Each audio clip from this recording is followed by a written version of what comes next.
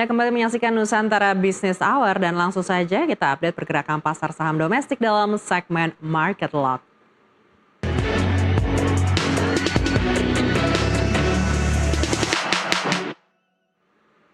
Setelah melaju kencang pada perdagangan kemarin, pagi hari tadi sesi 1 indeks dibuka naik 31,97 poin atau 0,38% ke level 8.428,05. Namun sayangnya di penutupan IHSG berbalik arah, ditutup di zona merah, terkoreksi 21,41 poin atau 0,26% berada di level 8.374. Pergerakan IHSG di sesi 1 memang cukup dinamis, bahkan menyentuh angka tertinggi harian intraday di 8.437,08.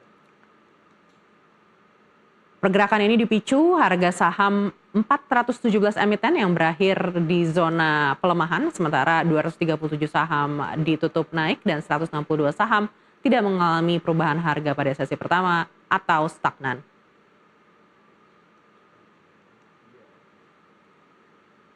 Memasuki perdagangan pekan ini, sentimen pasar domestik masih relatif positif. Pelaku pasar tampaknya sudah mengantisipasi isu tarif resiprokal Amerika Serikat, sehingga respon lebih terukur. Secara teknikal pun IHSG tengah menguji level psikologis 8.400 yang menjadi area resistance. Lantas mengapa IHSG justru berada di zona merah? Apakah pasar sedang dalam fase wait and see menunggu katalis berikutnya? Selengkapnya kita akan bahas bersama dengan Revo Gilang Firdaus, Equity Analyst Mega Capital Sekuritas, langsung dari Gedung Bursa Efek Indonesia. Revo, secara umum bagaimana Anda melihat pelemahan IHSG di hari ini? Padahal kalau kita lihat sentimen domestik ini masih relatif positif. Apakah memang masih terkait dengan tarif resiprokal Amerika Serikat yang akan mengancam UMKM di dalam negeri?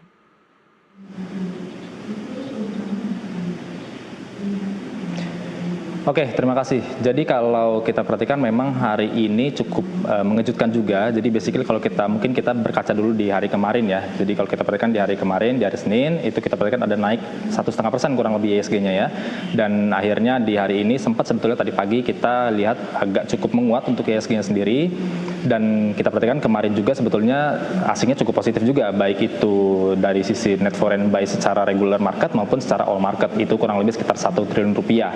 Kemudian juga kita lihat dari ETF Eido Index, kemudian juga indeks MSCI Indonesia sendiri, itu sebetulnya keduanya cukup positif ya, plusnya juga lumayan juga. Tapi ternyata di hari ini, khususnya di sesi kedua, itu ada penurunan yang cukup dalam, bahkan per saat ini kita discuss itu turunnya 1% lebih ya, dan sudah berada di sekitar 8.280-an.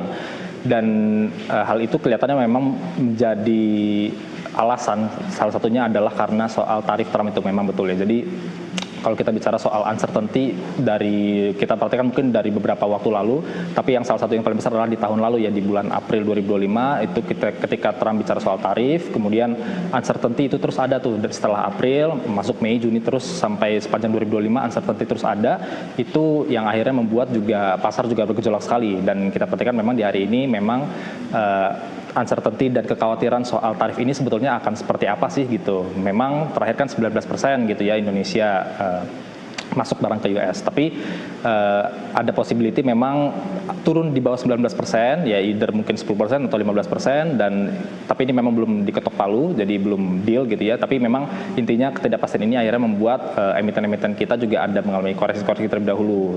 Ditambah juga kalau kita bicara soal kenaikan IHSG dalam mungkin 1-2 minggu terakhir ini juga cukup signifikan, dan emiten-emiten juga banyak juga yang sudah naiknya lumayan juga, signifikan juga. That's why juga mungkin saya rasa ada possibility terjadinya aksi profit taking juga di sana. Baik, melihat informasi yang beredar, ini kan ada ketentuan barang-barang dari Amerika Serikat ini dikenakan tarif 0% untuk masuk ke Indonesia begitu. Apakah ini akan mempengaruhi kinerja dari emiten-emiten yang bersinggungan dengan UMKM kita nantinya? Revo? Ya pastinya barang-barang yang berhubungan dengan ekspor impor yang ke US itu yang khususnya 0% ya. Jadi tadi juga saya coba baca ada sekitar 1.800 produk barang-barang yang masuk ke US itu 0%. Salah satunya adalah komoditi ya. Jadi ada kayak CPO, karet dan sebagainya, dan turunan-turunannya ada sekitar 1.800-an produk itu 0%. Sejauh ini seperti itu informasinya. Tapi nanti kita akan lihat perkembangannya akan seperti apa. Dan itu memang seharusnya akan mendorong juga cukup positif juga bagi emiten-emiten yang memang ekspor ke sana juga, yang masuk ke kategori 1.800 produk itu.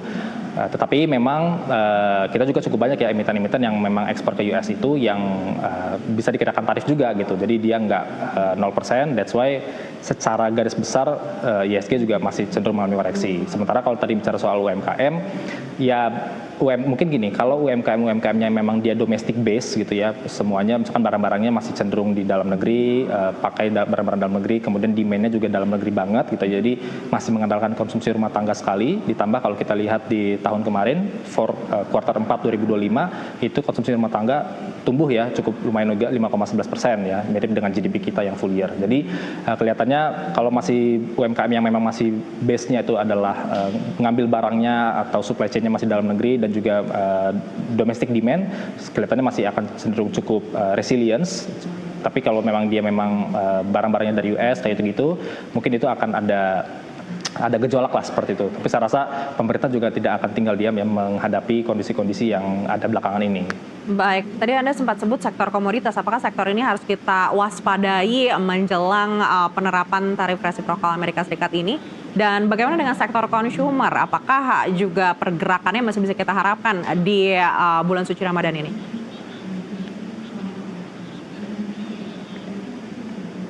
Oke, jadi kalau bicara soal komoditi atau komoditas, ini range-nya lebar banget sebetulnya. Jadi komoditas itu ada yang dia kayak ya coal, batubara kayak gitu-gitu, nikel dan sebagainya, tapi juga ada yang kayak karet yang memang lebih soft commodity kita katakan ya. Nah, khususnya kalau gini, intinya adalah kalau dia komoditinya yang masih masuk ke dalam 1.800 produk itu, yang kalau yang dapat 0% itu which is cukup oke. Tapi kalau komoditinya, saya belum cek detail sebetulnya 1.800 produk ini akan apa saja dan turunannya detailnya seperti apa. Cuma garis besarnya kan kayak CPO, rubber dan lain sebagainya. Tapi kalau komoditi yang memang dia tidak termasuk dalam 1.800 produk ini, yang itu mungkin akan kita perlu perhatikan juga. Dan kalau komoditi yang ada story-nya di belakang, sebagai contoh, kita tahu ada story soal RKAB ya. RKAB di nikel dan juga di coal atau batu bara, which is itu akan cukup positif juga sebetulnya ya. Jadi dengan adanya pemangkasan produksi di dalam negeri, itu disampaikan oleh Pak Bahlil selaku Menteri SDM juga menyampaikan RKAB untuk pemangkasan produksi di batu bara dan juga nikel. Khususnya yang paling signifikan itu di nikel ya, karena nikel itu kita salah satu produsen terbesar di dunia dan di cut-nya produksinya itu di cut sekitar 30%-an. Jadi itu yang akhirnya membuat harga nikel naik dan kita lihat memang emiten-emiten nikel kita juga cukup positif dalam mungkin 1-2 bulan terakhir ini. Jadi untuk emiten komoditas yang memang ada story base-nya sebetulnya masih agak cukup oke gitu ya. Tapi kalau dia tidak ada story-nya, mungkin ini kita perlu perhatikan juga gitu ya. Perlu kita warning lah gitu, warning di sana. Sementara untuk kita bicara soal consumer, basically kita sekarang ada di bulan Ramadan dan memasuki nanti kita mungkin sekitar tanggal 19 atau 20 Maret 2026 itu ada lebaran, kemudian libur dan sebagainya. Dan kalau kita perhatikan sendiri pun, dari Kementerian sendiri menyampaikan bahwa kira-kira mungkin di akhir Februari ini atau awal Maret 2026 itu sudah mulai turun ya untuk THR atau tunjangan hari raya. Dan untuk perusahaan-perusahaan swasta itu maksimum 7 hari sebelum lebaran itu sudah harus turun THR-nya atau tunjangan hari rayanya. Yang itu yang seharusnya akan membuat income kita akan double ya dari sebelumnya, misalkan sekian rupiah terus double, dan itu yang akan membuat seharusnya consumer juga bergeliat lagi. Namun again, kalau kita bicara consumer, kita nggak bisa sesederhana itu melihatnya karena luas sekali sebetulnya consumer ya. Ada yang poultry juga, ada yang berhubungan dengan elektronik, ada yang berhubungan dengan sigaret dan sebagainya. Tapi secara garis besar, selama memang consumer juga ada story, kayak sebagai contoh poultry, ini sebagai contoh saja. Again, tapi disclaimer on, kalau kita perhatikan poultry kita juga ya biasanya kan ada opor ayam kayak gitu-gitu, itu kelihatannya demand-nya juga akan cukup positif dan ada story-nya di belakangnya soal pemerintah yang Danantara ya, yang invest sekitar 20 triliun rupiah untuk peternakan ya. Nah, ini yang kelihatan juga ada story-nya dan emiten-emiten poultry kita mungkin akan terdongkrak cukup positif juga belakangan ini, kurang lebih seperti itu. Baik, menariknya di tengah pelemahan ini kita lihat inflow asing ini beberapa hari terakhir justru terlihat sudah kembali lagi ke domestik begitu. Anda lihat apa sentimen yang menarik dana asing ini?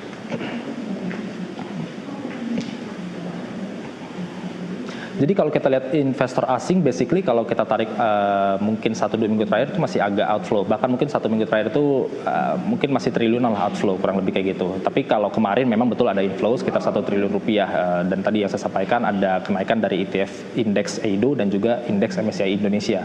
Tapi kalau yang menarik memang saat ini yang ada di Indonesia itu khususnya bicara soal S&P ya. Jadi S&P Dow Jones Indices yang ternyata hasilnya itu berbeda dengan MSCI dan juga FTSE Russell. Yang mana kita tahu FTSE Russell dan MSCI itu dia kan nge-freeze ya, melakukan pemberhentian atau interim freeze untuk rebalancing di Februari inilah kayak gitu. Tapi ternyata S&P Dow Jones Indices itu melakukan hal yang berbeda, tapi justru mereka tidak melakukan freeze, tapi mereka melanjutkan gitu ya rebalancingnya. Jadi which is ini hal yang cukup positif karena berbeda dengan yang kedua MSCI dan juga FTSE Russell. Dan juga kalau kita perhatikan hal yang menarik adalah soal gebrakan yang atau update terbaru dari MSCI dan juga dengan Bursa Efek Indonesia, OJK dan juga KSEI ya, soal update free float, kemudian ada transparansi data dan sebagainya. Ini yang kelihatannya cukup positif juga. Kita lihat di action plan-nya ini cukup positif. Memang belum benar-benar dijalankan banget, tapi kalau kita lihat secara apa yang akan mereka lakukan itu cukup positif. Sebagai contoh, free float dari 7,5% mau dinaikkan ke 15% secara bertahap hingga 2029, which is 3 tahun dari sekarang. Nah ini tampaknya memang disambut cukup positif juga, dan kalau memang ini, saya ada baca juga dari salah satu media menyatakan bahwa kalau ini dinaikkan dari 7,5% ke 15%, nanti akan ada inflow lebih dari 100 triliun rupiah. Nah ini yang cukup positif juga karena memang kita perhatikan cukup banyak juga emiten-emiten yang masih free floatnya itu di bawah 15%, mau itu emiten konglomerasi ataupun yang non konglomerasi. Jadi hal-hal ini yang gebrakan-gebrakan ini tinggal kita nanti tunggu bagaimana action realnya gitu. Apakah ini actionnya benar-benar bukan hanya teori saja, tapi memang benar-benar dilakukan. Jadi kita akan pantau nanti day by day, month by month, year by year akan seperti apa nih perkembangannya gitu. Itu yang nanti akan mendongkrak terus IHSG ya untuk bisa naik lebih tinggi lagi. Baik, kita kembali lagi ke perdagangan hari ini, di mana ini sudah menuju akhir perdagangan hari ini.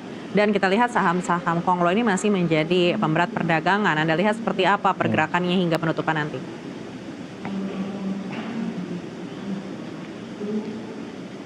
Ya kalau saham konglomerasi saat ini memang kita juga nggak bisa pungkiri ya. Jadi konglomerasi itu ada beberapa macamnya juga ya. Yang kita tahu ya, ada yang A, B, C dan sebagainya gitu. Kita bisa cari sendiri di Google gitu ya. Dan memang ada saham konglomerasi yang memang dia sudah valuasinya tinggi sekali, besar sekali. Dan akhirnya itu yang mungkin juga saat ini karena memang IHSG-nya juga lagi cukup rendah lah gitu ya. Bahkan sempat kemarin kan setelah MSCI informasinya di akhir Januari itu turunnya dalam sekali. Kemudian akhirnya banyak orang-orang yang melepas saham-saham konglomerasi dan mulai masuk ke saham-saham yang berfundamental ya, sebagai contoh banks dan sebagainya gitu ya. Akhirnya karena mulai agak ditinggalkan, salah satunya adalah soal valuasi itu ya. Jadi valuasinya memang salah satu saham konglomerasi ini valuasinya juga sudah ratusan kali ya, kayak PER dan sebagainya juga tinggi sekali.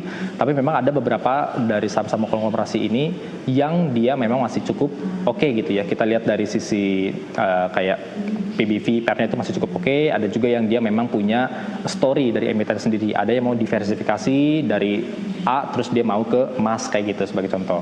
Jadi memang ini kan ada story-nya, tinggal kita lihat perkembangannya akan seperti apa.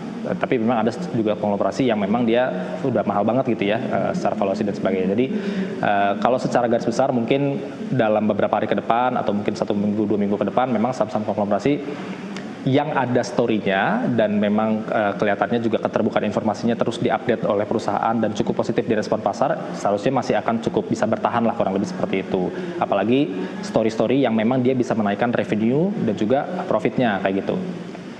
Tapi kalau emiten-emiten yang memang konglomerasi yang dia tidak ada story yang cukup clear kayak gitu ya, itu yang memang mungkin akan agak sulit lah untuk dia bisa rebound dan sustain lah kayak gitu. Baik, Revo, kita akan sama-sama melihat seperti apa penutupan perdagangan di hari ini, di mana IHSG masih juga berada di zona merah. Kita lihat seperti apa bursa domestik kita ditutup meskipun sudah memerah sejak di sesi pertama tadi.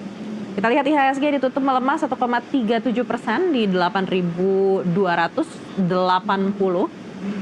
Dengan rincian 153 emiten menguat, 567 saham terkoreksi, dan 99 berada di zona stagnan. Total turnover pergerakan saham hari ini di 28,82 triliun rupiah dengan market cap sebesar 14.925,3 triliun rupiah.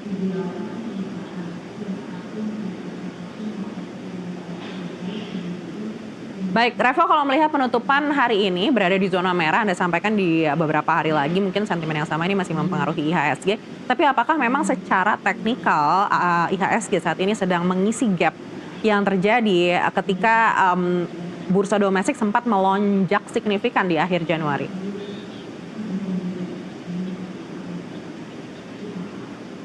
Ya, jadi kalau kita lihat gap itu ada gede banget ya di atas ya, di sekitar mungkin 8.800, 8.900 itu yang IHSG sempat di angka 9.000, kemudian gap itu terjadi karena soal ya berita MSCI itu ya, akhirnya turunnya dalam sekali di akhir Januari 2026. Dan sebetulnya kalau kita ngelihat technical, by daily time frame, hari ini closing lebih dari 1% minusnya dan di 8.280 kurang lebihnya, yang mana itu by technical daily time frame itu ada yang namanya bearish engulfing candle ya.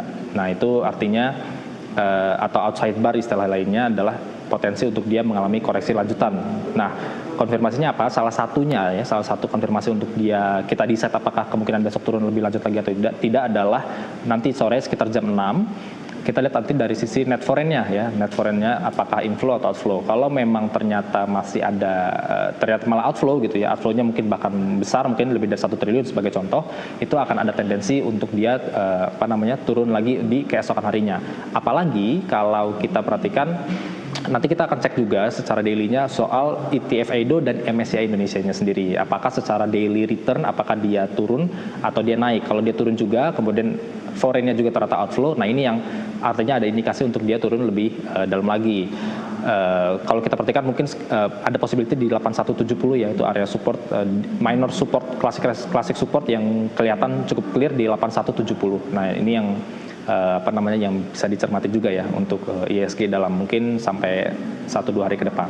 Baik, secara valuasi Anda menilai seperti apa? Apakah di 8170 yang menjadi titik support itu adalah waktu yang mungkin bisa dipertimbangkan oleh investor untuk melakukan akumulasi buy?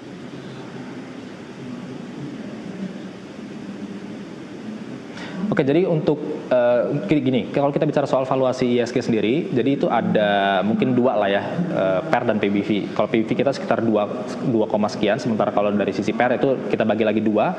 PER yang earnings-nya in total, itu PER kita IHSG itu sekitar 20-an, 21 kali, tapi kalau kita hanya short by yang earnings-nya positif, PER kita itu sekitar 14 sampai 16, tapi beberapa menyebutkan sumber di 15,7 kurang lebih. Jadi actually kalau kita bicara soal valuation sebetulnya kita masih cukup murah compare to Asia atau ASEAN kurang lebih kayak gitu. Tetapi kalau kita mau akumulasikan kita biasanya akan membeli sahamnya. Nah, yang mana kalau sebagai contoh saja emiten-emiten finance khususnya banking sebetulnya by valuation banking plat merah kita yang Big Four itu sebetulnya masih cukup murah sebetulnya ya.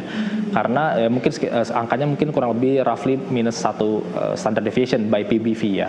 Yang mana itu sebetulnya cukup murah dan kalau kita expect dia membagikan dividen dan dividennya mungkin let's say sama dengan periode sebelumnya yang final itu mungkin kita bisa dapat di angka lebih dari 6% dividen yieldnya, which is itu angka yang cukup oke juga ya, bahkan beberapa ada yang menyebutkan bisa 8%, 9% dividen yieldnya, which is itu angka yang cukup oke dengan harga saat ini cukup rendah untuk banks kita, tapi itu kalau kita memanfaatkan dividen yield. Tapi kalau untuk emiten lain yang kita misalkan kayak tadi konglomerasi gitu ya, mungkin nah ini kita mungkin bisa bisa cek dulu ya, again apakah ada story-nya atau tidak, atau mahal atau tidak. Mungkin kalau terlalu mahal, mungkin kita bisa avoid dulu, mungkin seperti itu. Tapi kalau memang masih ada story-nya, itu bisa diperhatikan. Jadi kembali lagi, ini kita nggak bisa decide bahwa ketika IHSG ke 8170, apakah itu time to buy or not. Jadi again kita ngelihatnya kan emiten by emiten ya, jadi perusahaan demi perusahaan, apakah memang ada reject di area support atau tidak, atau dia breakout dari resistance atau tidak. Jadi memang lebih ke emiten by emitennya sih. Baik, untuk investor jangka pendek dan menengah, apa tips dari Anda yang mungkin bisa diperhatikan dalam valuasi IHSG yang mungkin masih bisa dipertimbangkan untuk melakukan akumulasi buy saat ini?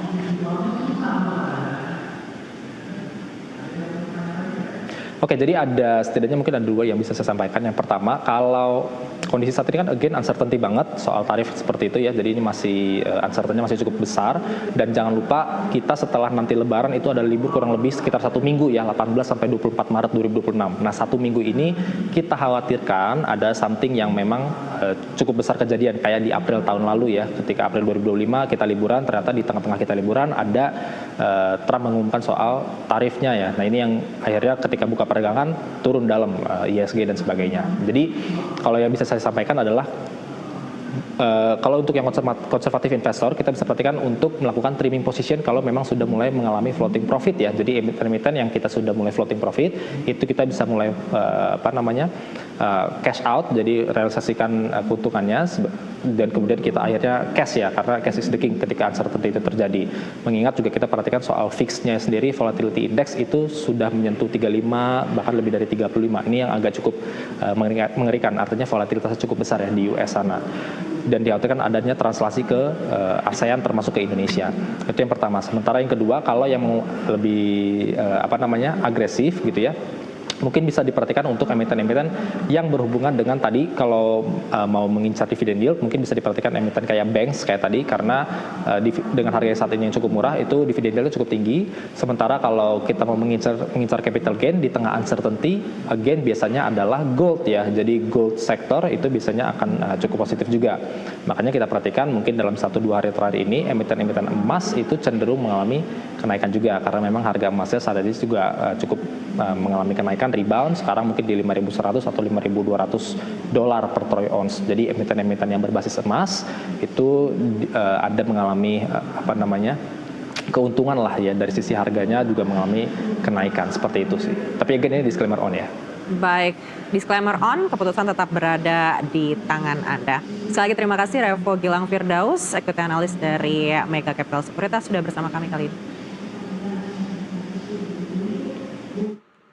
Dan informasi dari Revo tadi menutup perjumpaan kita dalam Nusantara Business Hour kali ini. Sampai jumpa di hari berikutnya. Bisnis bukan sekedar tentang keuntungan, tetapi juga membangun nilai, menciptakan dampak dan bertumbuh bersama menuju masa depan yang lebih baik. Saya Maria Anaka.